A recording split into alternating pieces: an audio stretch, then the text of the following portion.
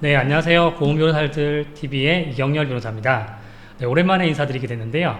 네, 오늘부터는 저희 김희소 PD님 모시고 같이 한번 진행해 보려고 합니다. 이제 김희소 PD님은 일반인 입장에서 좀 법률 관계에 대한 그 질문들을 해주실 텐데요. 저희 컨텐츠 방향도 잡아주시면서 많은 도움을 주실 것 같아요. PD님 인사 부탁드릴게요. 네, 안녕하세요. 고운변호사 TV의 김희수입니다. 오늘 이렇게 구독자분들을 처음 만나 뵙게 됐네요. 구독자분들의 궁금증들을 저희 변호사님과 함께 낱낱이 풀어 파헤치고 그다음에 여러 가지 사건들로 여러분들을 찾아뵙도록 하겠습니다.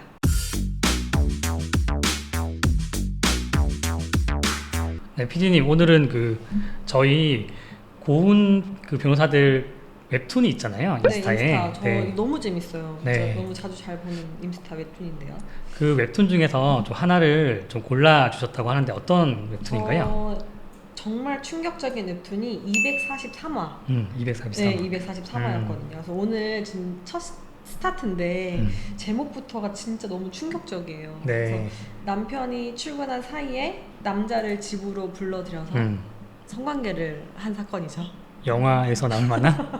네. 네, 실제로 있었던 사건인가요, 변호사님? 저희 웹툰 올라가는 사건들은 대부분 좀 사실 기반으로 하거든요.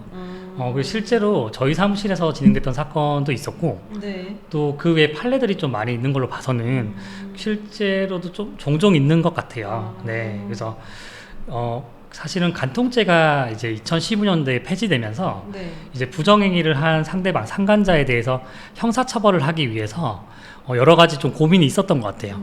그러다 보니 남편이 이제 출근하고 자리를 비웠을 때 아내가 다른 남자를 집으로 데리고 왔다면 네. 남편의 동의는 없었던 거니까 그쵸. 주거의 평온성을 침해했다고 하면서 주거 침입 법리로 형사 고소를 했던 것 같고요. 실제로 형사 고소를 해서 네네. 과거에는 꽤 이제 처벌을 받은 사례도 있었습니다. 그럼 이게 간통죄가 폐지돼서 형사처벌을 하려다 보니 네, 그다음에 이제 주거침입 쪽으로 이제 가는 건가요, 방향이? 그랬던 것 같아요. 왜냐면은 간통죄가 있으면 그냥 간통죄로 고소를 하면 되고 네. 간통죄로는 실형도 꽤 많이 나왔거든요. 그러니까 이게 왜 없어졌는지 전 진짜 이해가 가지를 않는데. 그쵸, 네. 뭐 교수님들의 말에 따르면 네네. 이거는 도덕적인 영역이다라고 하시는 것 같은데, 도덕적인 영역. 네, 법의 영역이 아니라고 하는 것 같은데, 일단 뭐 주거 침입으로 해서 이제 고소도 하고 처벌받은 사례가 있고, 근데 이게 조금 좀 정리가 안 돼가지고 좀 혼동이 있었던 것 같아요. 그러면은 주거침입이 어떤 범죄이길래 이 사건의 경우 주거침입이 성립이 되는 거예요? 주거 침입이라는 이제 아마 용어는 많이 들어보셨을 것 같아요. 네. 형법에 규정을 하고 있는데요. 네. 형법 제319조를 보면 사람의 주거 관리하는 건조물, 선박이나 항공기 또는 점유하는 방실에 침입한 자는 3년 이하의 징역 또는 500만 원 이하의 벌금에 처한다고 하고 있습니다. 그러니까 사람이 주거하는 관리하는 건조물에 침입했을 때 그 네. 공동생활권자의 사실상 평온성을 침해했을 때, 사실상 평온. 그렇죠. 집이라는 것은 정말 편안해야 되는 공간이잖아요. 본인만의 네. 공간인데 네. 그 평온한 공간이 누군가로 침해당했다면 주거 침입으로 본다라고 이해하시면 될 것 같아요. 근데 이 웹툰에서는 네. 같이 사는 아내가 이제 상간남을 문을 열어줬단 말이에요. 네. 그러면 이제 아내의 동의가 있어서 이제 남자가 들어오게 된 건데 네. 이게 왜 주거 침입으로 가능할까요? 사실 좀 혼란스러워요, 저도. 네. 그래서 사실 판례도 혼란스러웠어요, 여태까지. 판례도. 그러니까 어떻게 보면은 남편의 동의는 없었던 거잖아요. 그렇죠. 아내의 동의는 있었지만, 그러니까 네. 공동 주거권자니까 한 명의 동의가 없었으니 이거는 주거 침입이다라는 법리로 주거 침입을 유죄로 판단했던 판례들이 있었습니다, 실제로. 근데 또 한편으로 생각해 보면 아내의 동의는 있었던 거니까 네. 이거를 남편은 없었잖아요. 그렇죠. 그래도 네. 완전히 동의가 없었던 건 아닌가. 누구 한 사람이라도 동의를 해줬으니 이게 주거 침입으로 보는 건 좀 무리지 않을까라는 좀 그런 이제 다툼이 좀 있었어요. 의견 다툼이 있었어요. 그런데 최근에 대법원에서 어느 정도 좀 정리를 해줬습니다. 해줬나요? 네. 이번에? 네. 그래서 대법원에서 내렸던 판례를 보면 네. 이제 어떤 이유로 했는지 알 수가 있는데요. 네. 판례가 좀 중요해서 제가 좀 읽어드릴게요. 네네.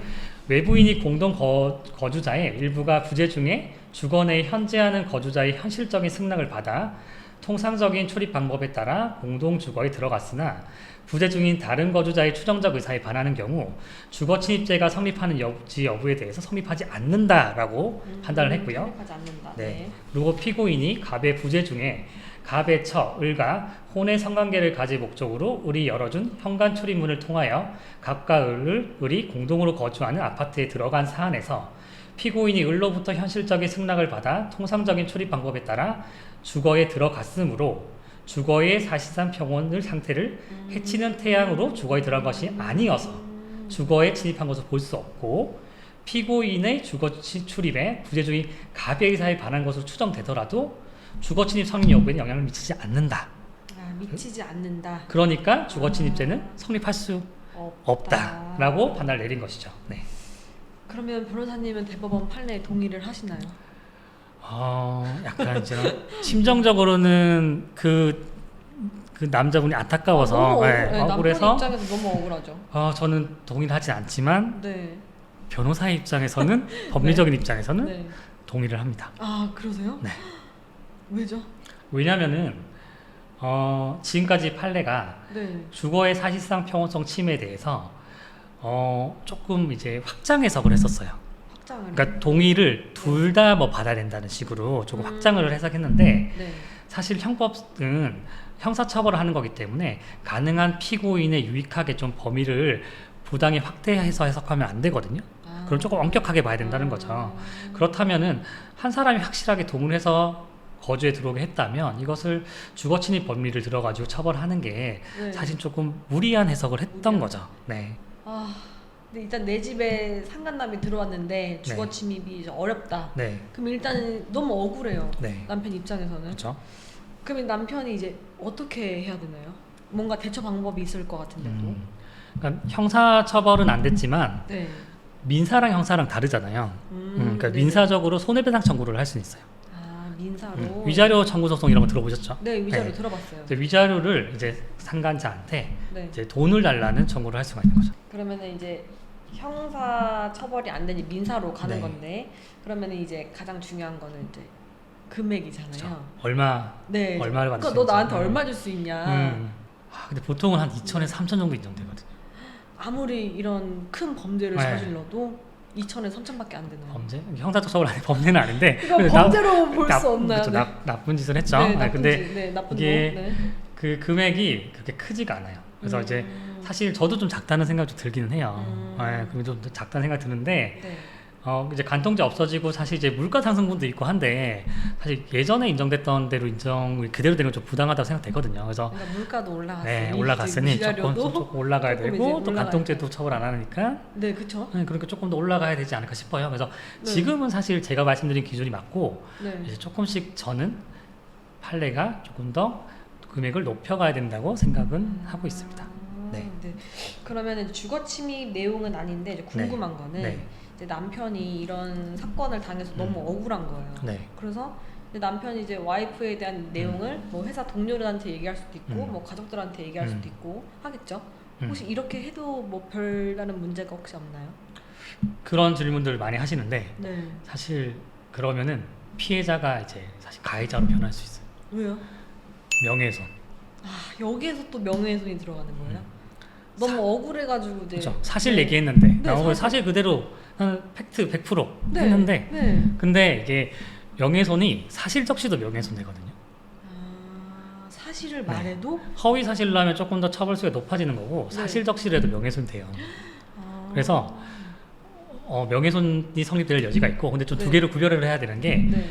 회사 동료 같은 불특정인 당사자한테 얘기를 했으면 네. 전파 가능성이 있다고 봐서 제 생각에는 거의 이제 명예훼손 성립할 것 같아요. 근데 부모님한테 얘기했다거나 가족들한테 얘기했다면 그쵸. 자기 딸의 부끄러운 어디 일을 밖에 나가 절대 얘기하지 말 않죠. 못하죠. 그래서 네, 절대 못하죠. 전파 가능성이 좀 없다고 봐서 그 경우에는 이제 명예훼손죄가 성립하지 않는다고 볼 여지가 좀. 네. 그래서 그걸 조금 구별을 해야 됩니다. 근데 그래도 이제 고소당하고 경찰 조사받고 하면 힘드니까 네네. 저는 가능한 이제 민사적 손해배상 청구를 하시고 가능한 이제 동료나 가족들에게 전파하는 행동은 좀 안 하시는 것을 좀 추천드리고 있어요.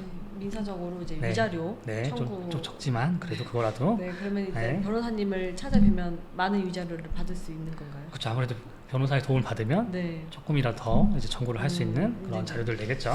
네. 네. 그러면은 오늘은 주거 침입에 대해서 이야기를 해주셨는데요. 네. 혹시 다음에는 어떤 이야기로 한번 더 나눠볼까요? 사실 주거 침입에 대한 내용들이 생각보다 좀 내용이 많아서 이번 시간에 이어가지고 다음 네. 시간에도 좀 주거 침입에 대해서 좀 이야기를 해보면 좋을 것 같아요. 그래서 아, 다음에도 좀 이제 궁금한 내용들 얘기해 주시면 제가 좀 성실히 답변 드리겠습니다. 네, 알겠습니다.